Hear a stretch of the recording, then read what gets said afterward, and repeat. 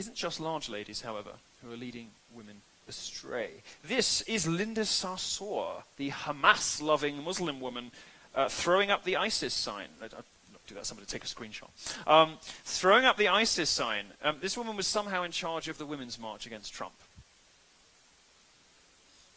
Nothing says women's liberation like Sharia law activists in hijabs. Seriously, this is how stupid liberals are. This is how stupid liberals are. When did women become so insane that they will march with this woman and talk about how terrible it is to be a woman in America? They all stopped at Starbucks before marching to. Starbucks that cost more than many women elsewhere in the world make in a week. Women elsewhere in the world with real problems.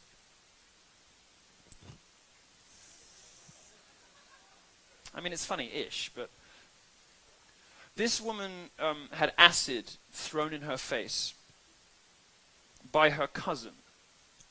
You know why? Because she didn't want to marry her cousin. But no, let's talk about microaggressions.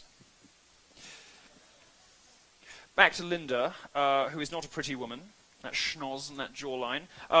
She has that little smirk, you know, that progressive Muslim activists always have when they're pulling the wool over the eyes of Western civilization. Have you ever noticed that sort of? It's that almost imperceptible slight sort of. It's just at the corners of the mouth, you know, just that slight little getting away with it again. You know, it's that sort of Mona Lisa smile. Well, in not her, but in. We could have organised these better. Yes, her. I'm not, in general, in favour of the full burqa veil, but I would make an exception in Linda's case. Not just because she's such a smug twat, but also because she's got some of the classic features of the modern progressive feminist. She's got that high testosterone jaw, you know?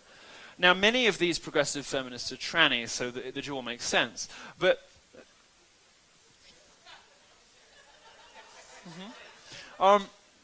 but this does appear to have been a woman.